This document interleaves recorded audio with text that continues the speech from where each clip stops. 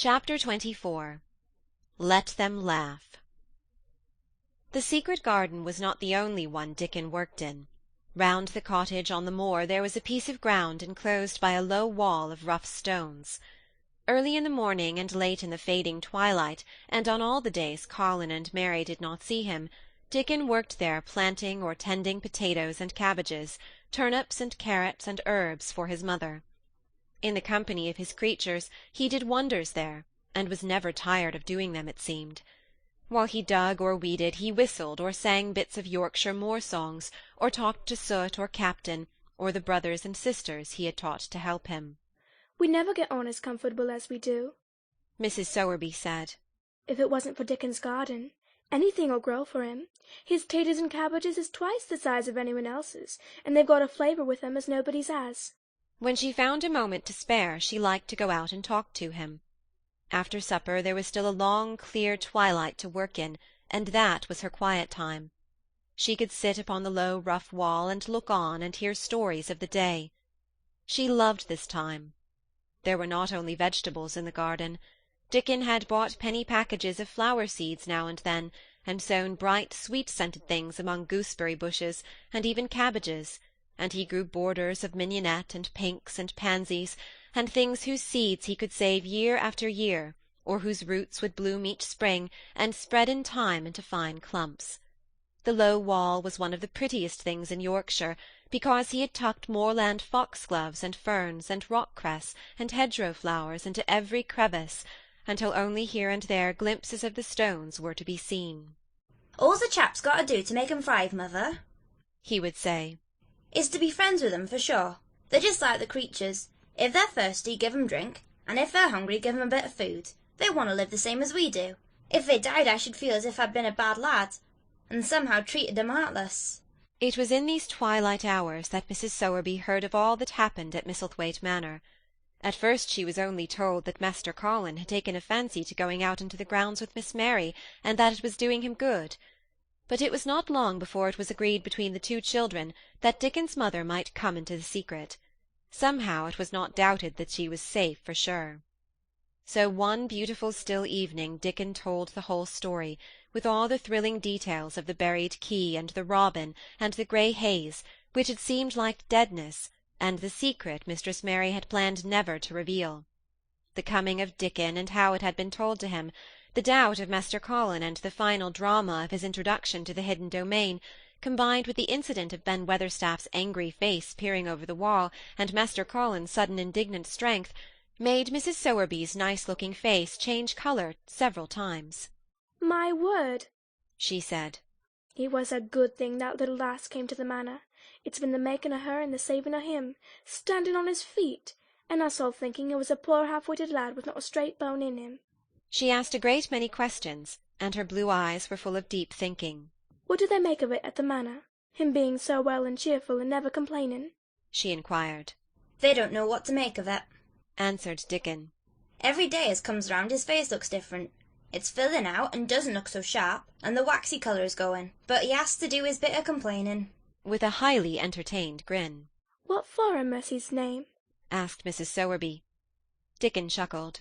"He does it to keep him from guessing what's happening. If the doctors knew he'd find out he could stand on his feet, he'd likely to write and tell Mr. Craven. Mr. Colin's saving the secret to tell himself. He's going to practise his magic on his legs every day till his father comes back, and he's going to march into his room and show him he's as straight as other lads. But him and Miss Mary think it's best plan to do a bit of groaning and fretting now, and then to throw folks off to sense." Mrs. Sowerby was laughing a low, comfortable laugh long before he had finished his last sentence. "Eh," she said, "that pair's enjoying theirselves, I'll warrant. They'll get a good bit of acting out of it, and there's nothing children likes as much as play-acting. Let's hear what they do, Dickon lad." Dickon stopped weeding and sat up on his heels to tell her. His eyes were twinkling with fun. "Mr. Colin is carried down on his chair every time he goes out," he explained, "and he flies out at John the footman for not carrying him careful enough. He makes himself as helpless looking as he can, and never lifts his head until we're out of sight of the house. And he grunts and frets a good bit when he's settling into his chair. Him and Miss Mary both got to enjoy it, and when he groans and complains, she says, 'Poor Colin, does it hurt that much? Are you so weak as that, poor Colin?' But the trouble is that sometimes they can scarce keep off bursting into laughter. When we get safe into the garden, they laugh till there's no breath left to laugh with, and they have to stuff their faces into Mr. Collins's cushions, to keep the gardeners from hearing, if any of them's about." The more they laugh, the better for 'em, said Mrs. Sowerby, still laughing herself. Good healthy child laughing's better than pills any day of the year. That pair'll plump up for sure. "They're plumping up," said Dickon. "They're that hungry they don't know how to get enough to eat without making talk. Mr. Collins says that if he keeps sending for more food, they won't believe he's an invalid at all. Miss Mary says she'll let him eat her share. He says if she goes hungry she'll go thin, and they mun both get fat at once." Mrs. Sowerby laughed so heartily at the revelation of this difficulty that she quite rocked backward and forward in her blue cloak, and Dickon laughed with her. "I'll tell thee what, lad," Mrs. Sowerby said when she could speak. "I've thought of a way to help 'em. When they goes to 'em in the mornings, I shall take a pail of good new milk, and I'll bake 'em a crusty cottage loaf, or some buns with currants in 'em, same as you children like. Nothing so good as fresh milk and bread. Then they could take off the edge of their hunger while they were in the garden, and the fine food they get indoors 'ud polish off the corners." "Hey, mother," said Dickon admiringly. "what a wonder that! That always sees the way out of things. They was quite in a pother yesterday. They didn't see how they was to manage without ordering up more food. They felt that empty inside." "They're 2 young uns growing fast, and health's coming back to both of 'em. Children like that feels like young wolves, and food's flesh and blood to 'em," said Mrs. Sowerby. Then she smiled Dickon's own curving smile. But they're enjoying theirselves for sure," she said. She was quite right, the comfortable, wonderful mother creature, and she had never been more so than when she said their play-acting would be their joy. Colin and Mary found it one of their most thrilling sources of entertainment. The idea of protecting themselves from suspicion had been unconsciously suggested to them, first by the puzzled nurse, and then by Dr. Craven himself. "Your appetite is improving very much, Master Colin," the nurse had said one day. "You used to eat nothing, and so many things disagreed with you." "Nothing disagrees with me now," replied Colin. And then, seeing the nurse looking at him curiously, he suddenly remembered that perhaps he ought not to appear too well just yet. "At least, things don't so often disagree with me. It's the fresh air." "Perhaps it is," said the nurse, still looking at him with a mystified expression. "But I must talk to Dr. Craven about it." "How she stared at you!" said Mary when she went away. "As if she thought there must be something to find out." "I won't have her finding out things," said Colin. "No one must begin to find out yet." When Dr. Craven came that morning he seemed puzzled also. He asked a number of questions, to Colin's great annoyance. "You stay out in the garden a great deal," he suggested. "Where do you go?" Colin put on his favourite air of dignified indifference to opinion. "I will not let anyone know where I go," he answered. "I go to a place I like. Everyone has orders to keep out of the way. I won't be watched and stared at. You know that." "You seem to be out all day, but I do not think it has done you harm. I do not think so. The nurse says that you eat much more than you have ever done before." "Perhaps," said Colin, prompted by a sudden inspiration. "perhaps it is an unnatural appetite." "I do not think so, as your food seems to agree with you," said Dr. Craven. "You are gaining flesh rapidly, and your colour is better." Perhaps I am bloated and feverish," said Colin, assuming a discouraging air of gloom. "People who are not going to live are often different." Dr. Craven shook his head. He was holding Colin's wrist, and he pushed up his sleeve and felt his arm. "You are not feverish," he said thoughtfully. "and such flesh as you have gained is healthy. If you can keep this up, my boy, we need not talk of dying. Your father will be happy to hear of this remarkable improvement." "I won't have him told," Colin broke forth fiercely. "It will only disappoint him if I get worse again. And I may get worse this very night. I might have a raging fever. I feel as if I might be beginning to have one now. I won't have any letters written to my father. I won't. I won't. You are making me angry, and you know that is bad for me. I feel hot already. I hate being written about and being talked over as much as I hate being stared at." "Hush, my boy," Dr. Craven soothed him. "Nothing shall be written without your permission. You are too sensitive about things. You must not undo the good which has been done." He said no more about writing to Mr. Craven, and when he saw the nurse he privately warned her that such a possibility must not be mentioned to the patient. "The boy is extraordinarily better," he said. "His advance seems almost abnormal, but of course he is doing now of his own free will what we could not make him do before. Still, he excites himself very easily, and nothing must be said to irritate him." Mary and Colin were much alarmed, and talked together anxiously. From this time dated their plan of play-acting. I may be obliged to have a tantrum, said Colin regretfully. I don't want to have one, and I'm not miserable enough now to work myself into a big one. Perhaps I couldn't have one at all. That lump doesn't come in my throat now, and I keep thinking of nice things instead of horrible ones. But if they talk about writing to my father, I shall have to do something. He made up his mind to eat less, but unfortunately it was not possible to carry out this brilliant idea when he wakened each morning with an amazing appetite, and the table near his sofa was set with a breakfast of home-made bread and fresh butter, snow-white eggs, raspberry jam, and clotted cream. Mary always breakfasted with him, and when they found themselves at the table, particularly if there were delicate slices of sizzling ham sending forth tempting odours from under a hot silver cover, they would look into each other's eyes in desperation. I think we shall have to eat it all this morning, Mary, Colin always ended by saying. We can send away some of the lunch, and a great deal of the dinner. But they never found they could send away anything, and the highly polished condition of the empty plates returned to the pantry awakened much comment. I do wish, Colin would say also, I do wish the slices of ham were thicker, and one muffin each is not enough for anyone. It's enough for a person who's going to die, answered Mary when first she heard this. But it's not enough for a person who's going to live. I sometimes feel as if I could eat 3 when those nice fresh heather and gorse smells from the moor come pouring in at the open window. The morning that Dickon, after they had been enjoying themselves in the garden for about 2 hours, went behind a big rose-bush and brought forth 2 tin pails and revealed that one was full of rich new milk with cream on the top of it, and that the other held cottage-made currant buns folded in a clean blue and white napkin, buns so carefully tucked in that they were still hot, there was a riot of suppressed joyfulness.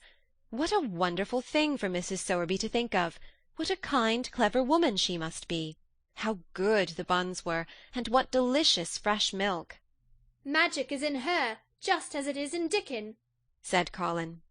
It makes her think of ways to do things, nice things. She is a magic person. Tell her we are grateful, Dickon, extremely grateful. He was given to using rather grown-up phrases at times. He enjoyed them. He liked this so much that he improved upon it.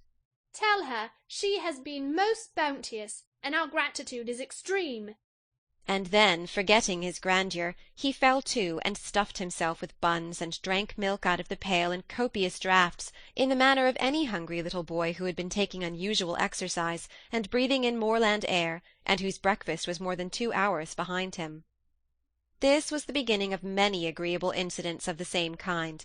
They actually awoke to the fact that as Mrs. Sowerby had 14 people to provide food for, she might not have enough to satisfy 2 extra appetites every day. So they asked her to let them lend some of their shillings to buy things. Dickon made the stimulating discovery that in the wood in the park outside the garden, where Mary had first found him piping to the wild creatures, there was a deep little hollow where you could build a sort of tiny oven with stones, and roast potatoes and eggs in it. Roasted eggs were a previously unknown luxury, and very hot potatoes with salt and fresh butter in them were fit for a woodland king, besides being deliciously satisfying. You could buy both potatoes and eggs, and eat as many as you liked without feeling as if you were taking food out of the mouths of 14 people. Every beautiful morning the magic was worked by the mystic circle under the plum-tree which provided a canopy of thickening green leaves after its brief blossom-time was ended. After the ceremony, Colin always took his walking exercise, and throughout the day he exercised his newly found power at intervals. Each day he grew stronger, and could walk more steadily, and cover more ground. And each day his belief in the magic grew stronger, as well it might. He tried one experiment after another, as he felt himself gaining strength, and it was Dickon who showed him the best things of all. Yesterday, he said one morning after an absence, I went to Thwaite for mother, and near the Blue Cow Inn I seed Bob Haworth. He's the strongest chap on the moor. He's the champion wrestler, and he can jump higher than any other chap and throw the hammer farther. He's gone all the way to Scotland for the sport some years. He's knowed me ever since I was a little one, and he's a friendly sort, and I asked him some questions. The gentry calls him an athlete, and I thought of thee, Mr. Craven, and I said, how does that make thy muscles stick out in that way, Bob? Did thou do anything extra to make thyself so strong? And he said, Well, yes, lad, I did. A strong man in a show came to Thwaite and showed me how to exercise my arms and legs and every muscle in my body, and I says, could a delicate chap make himself as strong as you, Bob? And he laughed and said, art thou the delicate chap? And I says, no, I knows a gentleman who's getting well of a long illness, and I wish I knowed some of them tricks to tell him about. I didn't say no names, and he didn't ask none. He was friendly, same as I said, and he stood up and showed me good-natured like, and I imitated what he did till I knowed it by heart. Colin had been listening excitedly. Can you show me? He cried. Will you? Aye, for sure. Dickon answered, getting up. But he said thou mun do them gentle at first, and be careful not to tire thyself. Rest between times, and take good deep breaths, and don't overdo. I'll be careful, said Colin. Show me! Show me! Dickon, you are the most magic boy in the world. Dickon stood on the grass and slowly went through a carefully practical but simple series of muscle exercises. Colin watched them with widening eyes. He could do a few while he was sitting down. Presently he did a few gently while he stood upon his already steadied feet. Mary began to do them also. Soot, who was watching the performance, became much disturbed, and left his branch and hopped about restlessly because he could not do them too. From that time the exercises were part of the day's duties as much as the magic was. It became possible for both Colin and Mary to do more of them each time they tried, and such appetites were the results that but for the basket Dickon put down behind the bush each morning when he arrived, they would have been lost. But the little oven in the hollow and Mrs. Sowerby's bounties were so satisfying that Mrs. Medlock and the nurse and Dr. Craven became mystified again. You can trifle with your breakfast and seem to disdain your dinner if you are full to the brim with roasted eggs and potatoes, and richly frothed new milk and oat-cakes and buns and heather-honey and clotted cream. They are eating next to nothing, said the nurse. They'll die of starvation if they can't be persuaded to take some nourishment, and yet see how they look. Look, exclaimed Mrs. Medlock indignantly. I'm mothering to death with 'em. They're a pair of young Satans, bursting their jackets one day and turning up their noses at the best meals cook can tempt them with. Not a mouthful of that lovely young fowl and bread sauce did they set a fork into yesterday, and the poor woman invented a pudding for them, and back it's sent. She almost cried. I'm afraid she'll be blamed if they starve themselves into their graves. Dr. Craven came and looked at Colin long and carefully. He wore an extremely worried expression when the nurse talked with him, and showed him the almost untouched tray of breakfast she had saved for him to look at, but it was even more worried when he sat down by Colin's sofa and examined him. He had been called to London on business, and had not seen the boy for nearly 2 weeks. When young things begin to gain health, they gain it rapidly. The waxen tinge had left Colin's skin, and a warm rose showed through it. His beautiful eyes were clear, and the hollows under them and in his cheeks and temples had filled out. His once dark, heavy locks had begun to look as if they sprang healthily from his forehead, and were soft and warm with life. His lips were fuller and of a normal colour. In fact, as an imitation of a boy who was a confirmed invalid, he was a disgraceful sight. Dr. Craven held his chin in his hand, and thought him over. I am sorry to hear that you do not eat anything, he said. That will not do. You will lose all you have gained, and you have gained amazingly. You ate so well a short time ago. I told you it was an unnatural appetite, answered Colin. Mary was sitting on her stool near by, and she suddenly made a very queer sound which she tried so violently to repress that she ended by almost choking. What is the matter? said Dr. Craven, turning to look at her. Mary became quite severe in her manner. It was something between a sneeze and a cough, she replied with reproachful dignity. And it got into my throat. But, she afterward said to Colin, I couldn't stop myself. It just burst out because all at once I couldn't help remembering that last big potato you ate, and the way your mouth stretched when you bit through that thick lovely crust with jam and clotted cream on it. Is there any way in which those children can get food secretly? Dr. Craven inquired of Mrs. Medlock. There's no way, unless they dig it out of the earth or pick it off the trees. Mrs. Medlock answered. They stay out in the grounds all day and see no one but each other, and if they want anything different to eat from what's sent up to them, they need only ask for it. Well, said Dr. Craven, so long as going without food agrees with them, we need not disturb ourselves. The boy is a new creature. So is the girl, said Mrs. Medlock. She's begun to be downright pretty since she filled out and lost her ugly little sour look. Her hair's grown thick and healthy looking, and she's got a bright colour, the glummest ill-natured little thing she used to be, and now her and Master Colin laugh together like a crazy pair of young ones. Perhaps they're growing fat on that. Perhaps they are, said Dr. Craven. Let them laugh. End of chapter 24.